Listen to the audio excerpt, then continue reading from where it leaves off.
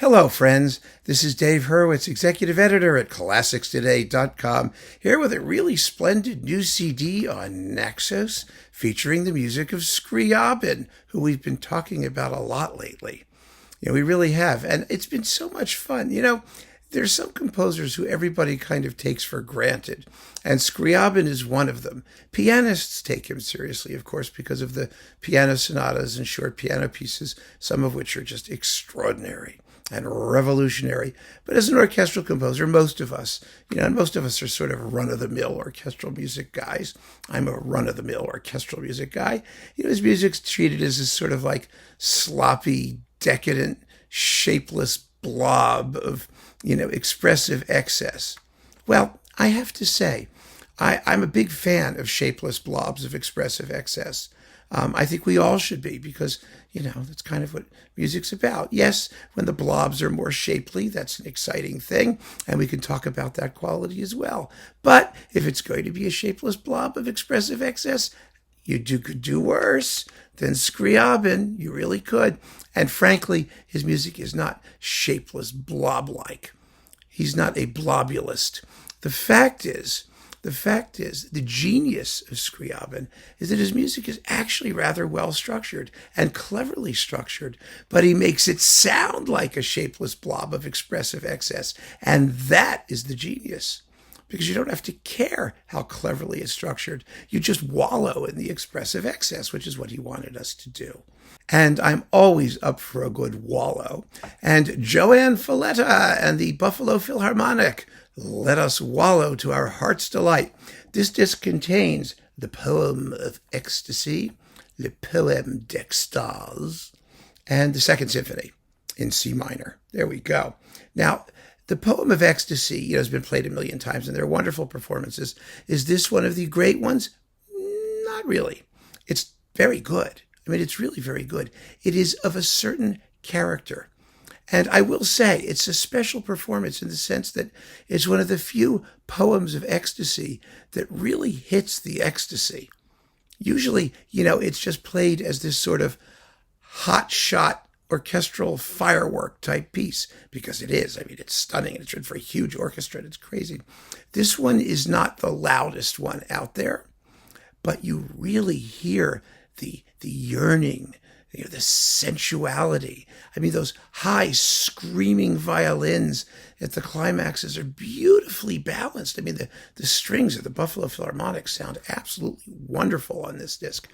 And they're really wonderfully balanced against, that screeching trumpet, da-da, da-da, da-da, da-da, da-da, it's wailing away. And at that big climax toward the end where you've got the bells come in and chimes and glockenspiel, and it's just like bong, clang, crash. It's beautifully transparent. Even when the orchestration is incredibly dense, the final chord is not going to blow you against the back wall, but it's one of those. It's like Messiaen, lumineux, just suffused with this sort of light. It's beautiful. It's a very sexy performance. And so is the Second Symphony, which has no program whatsoever. It's in 5 movements that are, a bunch of them are attached to each other. And it's a beautiful, beautiful work with a triumphant finale. It's a C minor symphony, a la Beethoven's Fifth, for example. That's sort of the proximate inspiration for all of these later C minor symphonies. And it's just terrific. This is, again, it's another performance that treats the music seriously, very seriously. In a good way. The orchestra really digs into it. You've got this lovely tempestuous 4th movement that leads into the finale. That's the one with all the big hits on the tam-tam. And Falletta really pulls out all the stops. It's really intense. She doesn't, the problem with a piece like this, and with Scriabin's music generally, is that you cannot play it as though you're embarrassed by it. You can't pull your punches. You have to just go for it and give it 100%. And then it's thrilling. It's absolutely thrilling. You may feel guilty for having listened to it. You may want to run in and take a shower when you're done, but that's what it's supposed to do. That's when you know you've heard a successful performance.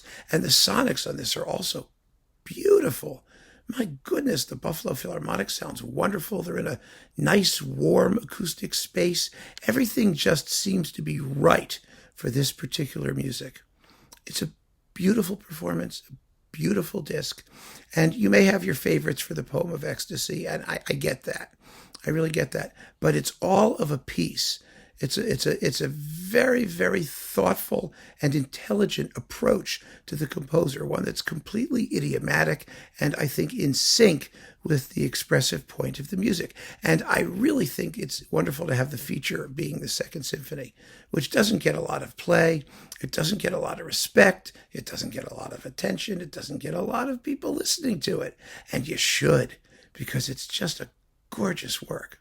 An absolutely gorgeous work full of really tantalizing and characterful ideas.